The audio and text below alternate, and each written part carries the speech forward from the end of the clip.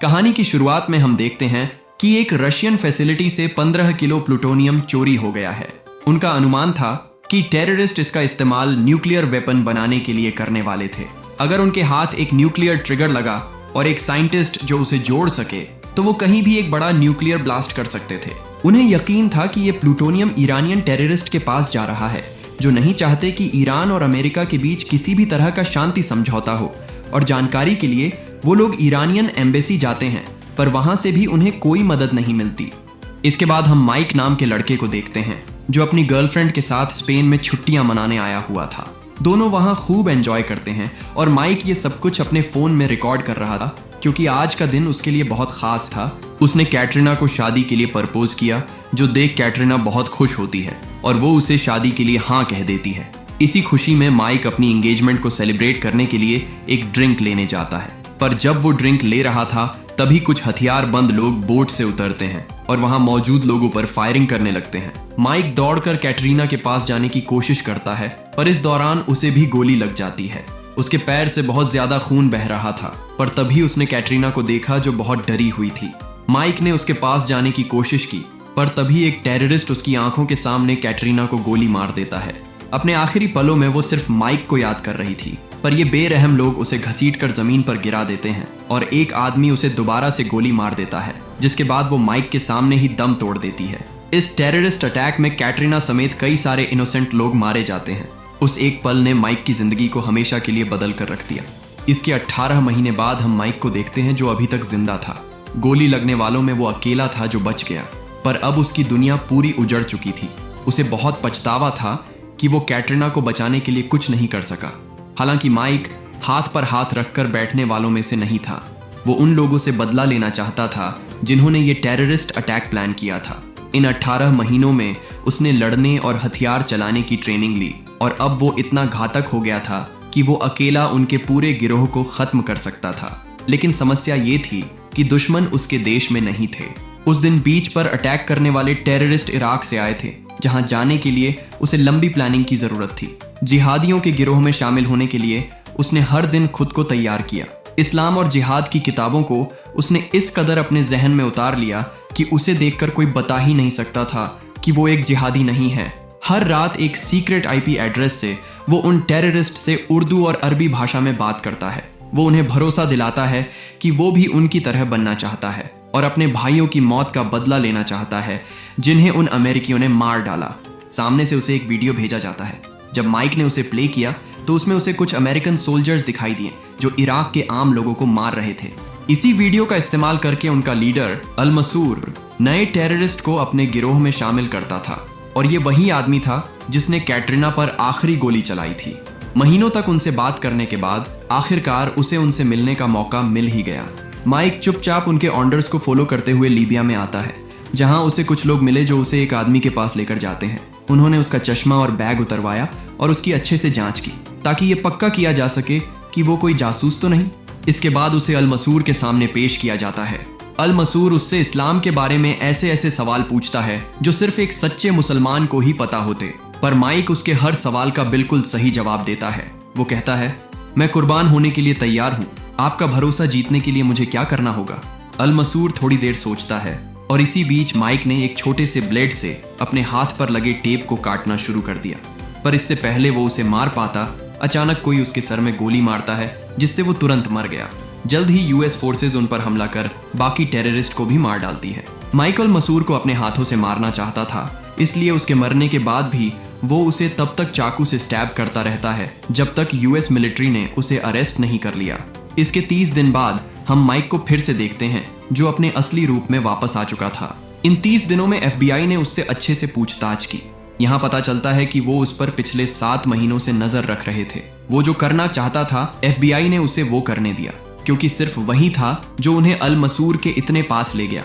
उसके बिना वो उसे कभी नहीं पकड़ पाते। इसके बाद एफबीआई की डेप्यूटी डायरेक्टर आयरीन खुद उससे मिलने जाती है और कहती है, हम समझ नहीं पा रहे कि तुम्हारे साथ क्या करें।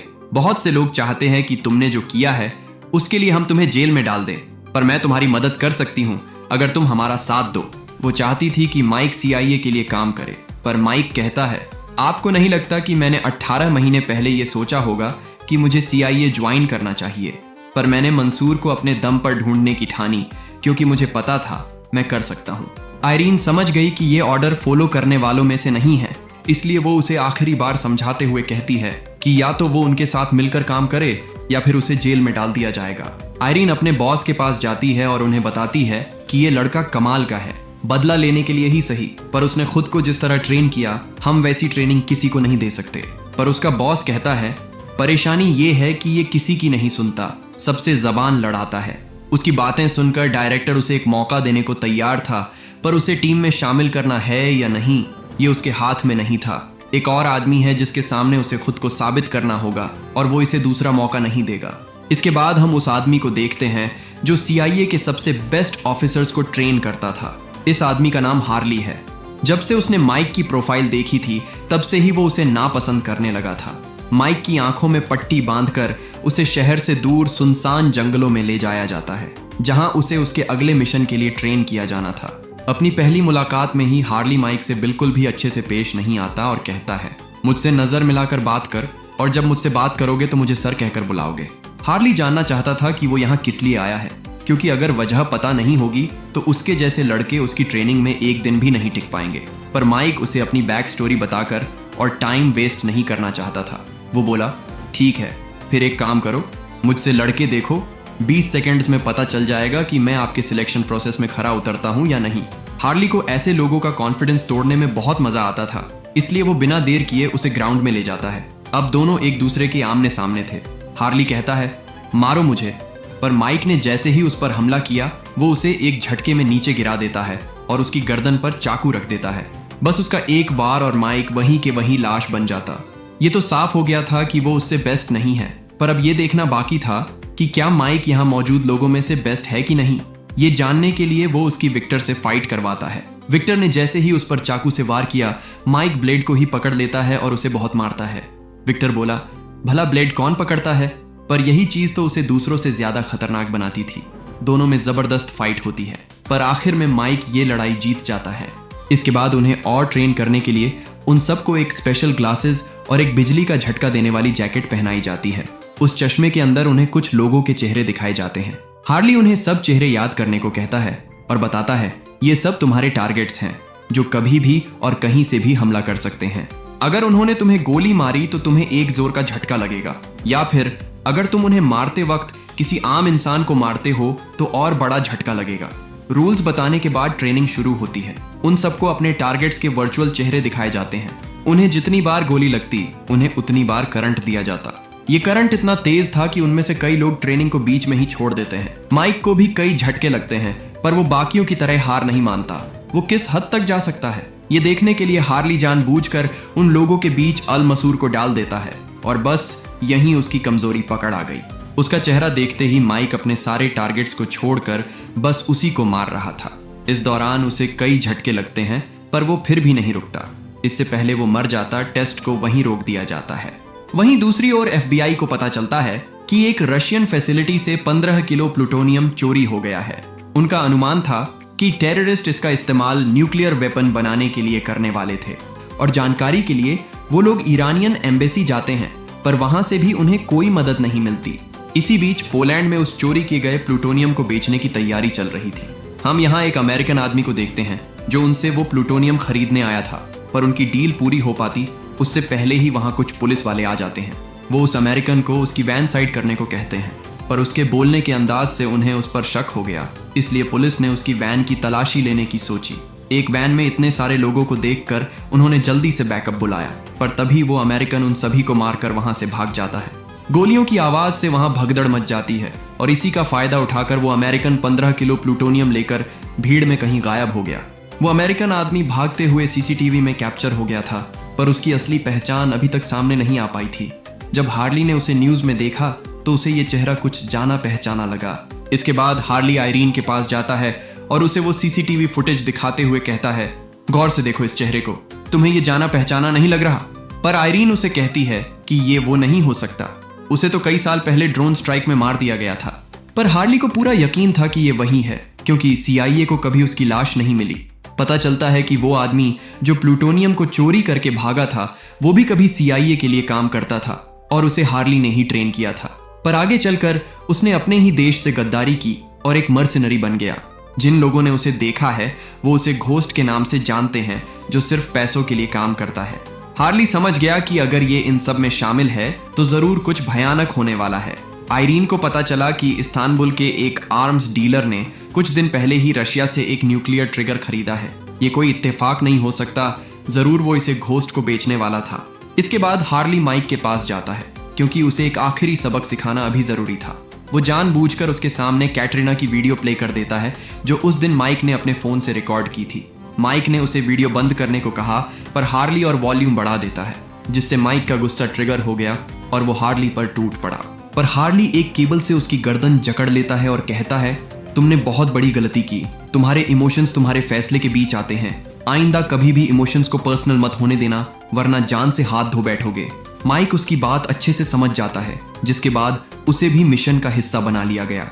अगले दिन वो तीनों इस्तांबुल जाते हैं, जहां उन्हें अनिका नाम की एक और CIA एजेंट मिली जो इस मिशन में उनका साथ देने वाली थी। वो उस आर्म्स डीलर का पीछा करते हैं और देखते हैं कि वो आर्म्स डीलर होटल में जाने से पहले किसी से बात कर रहा था। हार्ली उन्हें इंतजार करने को कहता है, पर माइक उसके ऑर्डर्स फॉलो नहीं करता और बड़ी चालाकी से उस दूसरे आदमी का फोन चोरी कर लेता है। जब उन्होंने उसे हैक किया तो पता चला कि कल एक रेस्टोरेंट में वो आर्म्स डीलर किसी को न्यूक्लियर ट्रिगर देने वाला था। अब उनका मिशन आसान था, टारगेट को खत्म करो और पैकेज को हथिया लो। अगले दिन वो उस रेस्टोरेंट के बाहर बैठकर आर्म्स डीलर के आने का इंतजार करते हैं, लेकिन जब वो आया तो उन्होंने देखा कि उसके साथ मिलिट्री के कुछ लोग भी थे। उन्हें हटाए बिना वो इस मिशन को अंजाम नहीं दे सकते थे। जिसके बाद हार्ली चुपके से उनमें से एक को धर दबोचता है और उसे कहता है, अपने साथियों को बताओ कि यहाँ से कुछ दूर एक बॉम्ब ब्लास्ट हुआ है। उसने वैसा ही किया, जिसके बाद वहाँ तैनात सारे ऑफिसर उसकी बताई हुई जगह पर चले जाते हैं। रास्ता साफ होने के बाद विक्टर, जो इस मिशन को लीड कर रहा था, सबसे पहले रेस्टोरेंट के अंदर जाता है। उसके पीछे पीछे माइक भी अंदर जाता है। यहीं हम घोस्ट को देखते हैं जो उस आर्म्स डीलर से वो न्यूक्लियर ट्रिगर लेने आया था। वो बात कर ही रहे थे कि तभी उसकी नजर विक्टर पर पड़ी। उसने बिना देर किए एक चाकू उठाया और उससे विक्टर को स्टैब कर दिया। सब इतना जल्दी हुआ कि माइक को कुछ सोचने का मौका ही नहीं मिला। विक्टर मर चुका है, ये पता चलते ही हार्ली मिशन को टर्मिनेट कर देता है और उसे जल्दी से वापस लौटने को कहता है। पर ये उन्हें पकड़ने का आखिरी मौका था, इसलिए माइक एक बार फिर ऑर्डर्स को फॉलो ना करते हुए उस आर्म्स डीलर का पीछा करता है। घंटों तक उसका पीछा करने के बाद आखिर में वो एक बिल्डिंग के पास आता है, पर वो जैसे ही अंदर घुसा, सिक्योरिटी डॉग्स उस पर अटैक कर देते हैं। उनसे बचने के लिए वो एक कार में छुप गया और फिर उन डॉग्स को ठिकाने लगाने के बाद माइक सबसे बचते हुए उस आर्म्स डीलर के घर में घुस गया। वो बड़ी सावधानी से आगे बढ़ रहा था, पर तभी एक औरत उसे देख लेती है, जिसके बाद शोर सुनकर गार्ड्स अंदर आ गए और उस पर फायरिंग शुरू कर दी। माइक उस गार्ड से फाइट करता है और उसे मारकर उस आर्म्स डीलर के पास जाता है। वो आदमी माइक से अपनी जान की भीख मांगता है, पर माइक उस पर जरा भी रहम ना दिखाते हुए उसे गोली मार देता है। उसने अपना मिशन पूरा किया, पर फिर भी हार्ली उस पर बहुत गुस्सा था क्योंकि उसने उसके डायरेक्ट ऑर्डर्स तोड़े थे। उस आर्म्स डीलर के लैपटॉप को हैक करके उन्हें पता चला कि उनका शक सही था। घोस्ट उसका ही ट्रेन किया हुआ सोल्जर है जो उन्हें बर्बाद करने पर तुला हुआ था। उसके पास ट्रिगर है, अब उसे एक फिजिसिस्ट चाहिए था जो उन दोनों को आपस में जोड़ सके। इसके बाद वो सब रोम में जाते हैं, जहां वो फिजिसिस्ट पैसे लेने आने वाला था। वहीं दूसरी ओर हम कुछ ईरानियन लोगों को देखते हैं जो घोस्ट से मिलने आते हैं। इन लोगों ने ही उसे प्लूटोनियम चोरी करने और उसे जोड़कर एक न्यूक्लियर बम बनाने का काम दिया था, ताकि वो अमेरिका में आतंक फैला सके। वो लोग घोस्ट के काम से बहुत इम्प्रेस हुए थे, पर उन्हें क्या पता था कि उसके इरादे तो कुछ और ही थे। अगले दिन हार्ली और उसकी टीम एक होटल के बाहर बैठकर उनकी हर हरकत पर कड़ी नजर रख रहे थे। अनिका उन्हें बताती है कि ट्रांजैक्शन हो गई है, वो फिजिसिस्ट किसी भी वक्त यहाँ से निकलता ही होगा। इसके बाद माइक होटल से बाहर निकलने वाले हर एक आदमी की तस्वीर खींचता है और आखिर में उन्हें वो आदमी मिल ही गया जिसकी उन्हें तलाश थी। वो जल्दी से उसकी कार का पीछा करते हैं और एक होटल के पास आते हैं जहां वो फिजिसिस्ट आज रात रुकने वाला था। उन्होंने उसके बगल में ही एक कमरा बुक किया और उसकी हर एक हरकत पर नजर रखने लगे। उनका मिशन था उस फिजिसिस्ट को पकड़ना और रास्ते में आने वाली हर अड़चन को खत्म करना। हार्ली उन्हें हर 10 मिनट में अपडेट देने को कहता है। अनिका एक स्विच बोर्ड में एक स्पाई कैमरा लगाती है जिससे वो उसकी हर हरकत पर नजर रख सकते थे। वो साइंटिस्ट तो आराम से सो जाता है, पर माइक एक सेकंड के लिए भी उस पर से अपनी नजर नहीं हटाता। अनिका उसके पास आती है और कहती है, मैं समझ सकती हूँ किसी अपने को खोने पर कैसा महसूस होता है। वो उसके करीब आने की कोशिश करती है, पर माइक का पूरा ध्यान सिर्फ और सिर्फ अपने टारगेट पर था। वो बात कर ही रहे थे कि तभी घोस्ट उनके स्पाई कैमरे के सामने आकर खड़ा हो गया। इसी बीच उसका आदमी उन्हें मारने की कोशिश करता है और दूसरे ने अनिका के सर पर बंदूक रख दी। इस बार वो दोनों बुरा फंसे थे क्योंकि घोस्ट हमेशा से एक कदम आगे था। वो उनसे हार्ली का पता पूछता है पर दोनों में से कोई अपना मुंह नहीं खोलता। वहीं हार्ली को जब 10 मिनट में कोई सिग्नल नहीं मिलता तो वो समझ जाता है कि कुछ तो गड़बड़ है। घोस्ट उन्हें मारने ही वाला था कि तभी हार्ली ठीक वक्त पर वहां पहुंच गया। वो सबको मार डालते हैं पर घोस्ट इस बार भी उनके हाथों से बचकर भाग गया। खुशकिस्मती से उन्होंने उस साइंटिस्ट को पकड़ लिया था। वो उसे होटल से दूर ले जाते हैं और हार्ली उस पर पेट्रोल छिड़क कर उससे कुछ सवाल जवाब करता है। इसी बीच माइक पूछता है वो आदमी कौन था और वो आपके पीछे क्यों पड़ा है, पर हार्ली इस वक्त उसके किसी भी सवाल का जवाब देने के मूड में नहीं था। वो उसे एक कमरे की चाबी देता है और कहता है मेरे अगले ऑर्डर्स का वेट करना।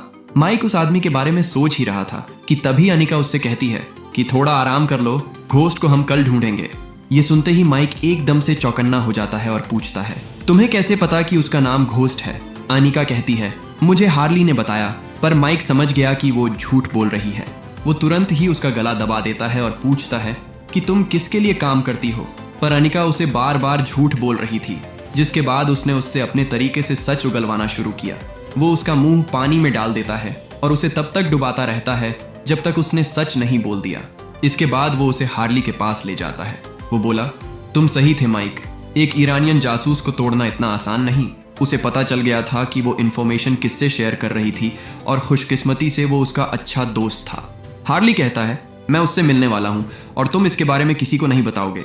इसके बाद हार्ली अपने उस ईरानियन दोस्त से मिलने जाता है जो उसे बताता है अनिका मेरी भांजी है और मैंने ही उसे तुम पर निगरानी करने के लिए भेजा था। वो जानना चाहता था CIA क्या कर रही है। हार्ली को पता चला कि इन सब के पीछे जनरल रुस्तमी और हमारे डिफेंस मिनिस्टर बहरूज का हाथ है, क्योंकि ये लोग ईरान और अमेरिका के बीच हुई न्यूक्लियर ट्रीटी से बिल्कुल खुश नहीं है और उन्होंने ही उस अमेरिकन मर्सिनरी को चुना है। इससे पहले वो कुछ और बता पाता, घोस्ट जो वहीं पर छुपा था उसे गोली मार देता है, जिससे उसकी वहीं मौत हो गई। वो हार्ली को पकड़कर अपने साथ अपने अड्डे पर ले गया, जहां वो उसे बहुत टॉर्चर करता है। घोस्ट कहता है तुझे ऐसे देखकर बहुत अच्छा लग रहा है। वो उसे अपनी पीठ पर बने चोट के निशान दिखाता है जो ईरानियन टेररिस्ट के एक्सट्रीम टॉर्चर की वजह से बने थे। घोस्ट कहता है तू मुझे बचा सकता था हार्ली, पर तूने ऐसा नहीं किया और मुझे उनके हाथों मरने के लिए छोड़ दिया।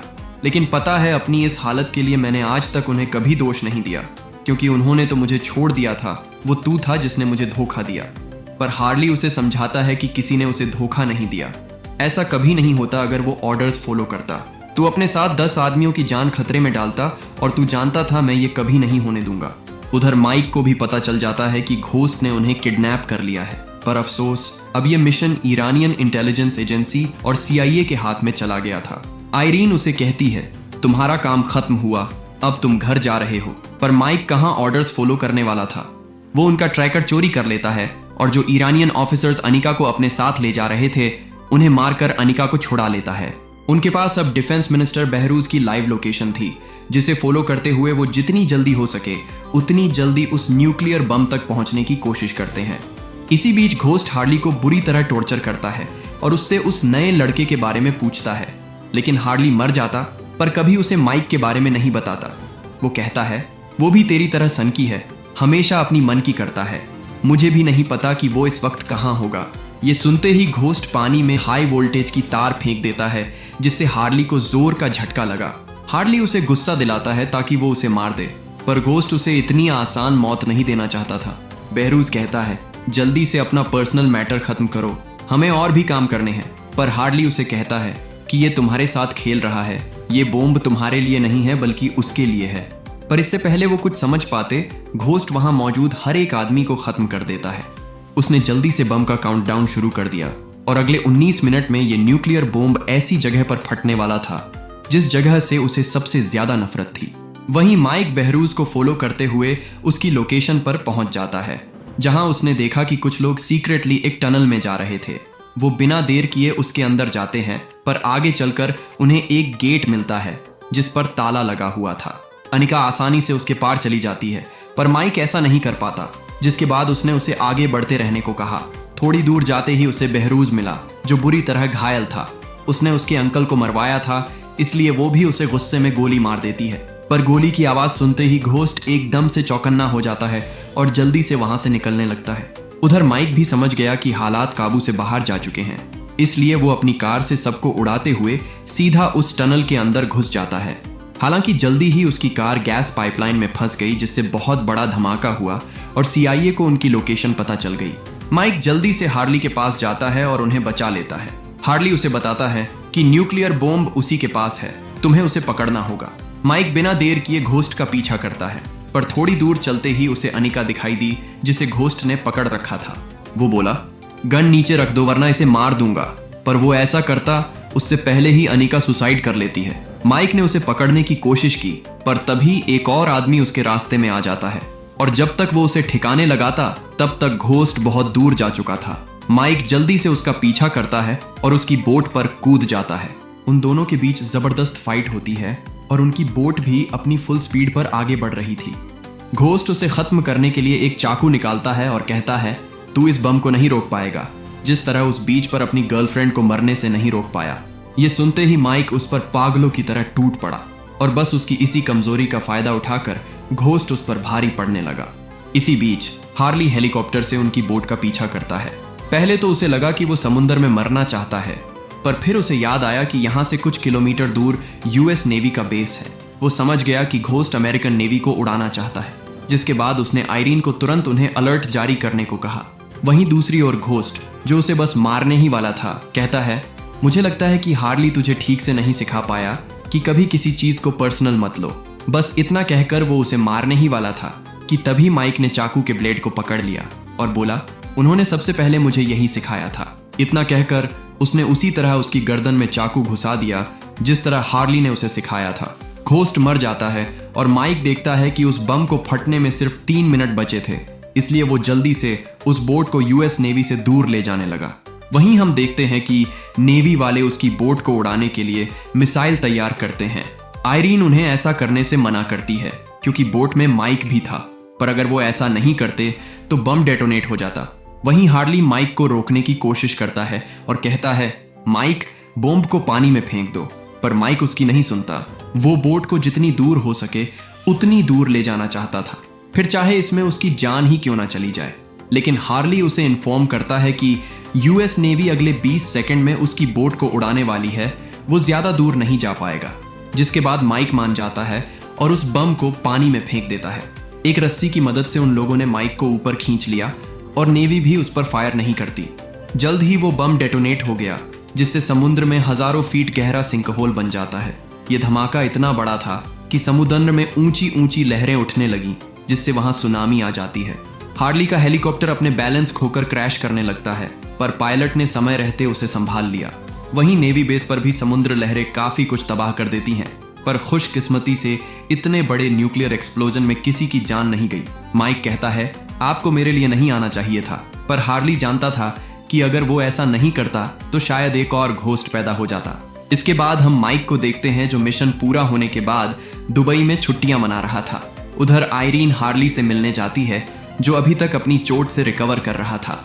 उन्होंने न्यूज में देखा कि उस दिन जो न्यूक्लियर धमाका हुआ था, उसका सारा दोष जनरल रुस्तमी अमेरिका पर डालता है, जिसकी वजह से अमेरिका और ईरान के बीच हुई न्यूक्लियर ट्रीटी पर खतरा मंडराने लगा था। हालांकि रुस्तमी ने अपने भड़काऊ बयान से कई सुर्खियां बटोरी। ऐसा लग रहा था कि ईरान का अगला प्रेसिडेंट वही बनेगा, और अगर ऐसा हुआ तो दोनों देशों के बीच कभी भी जंग हो सकती थी।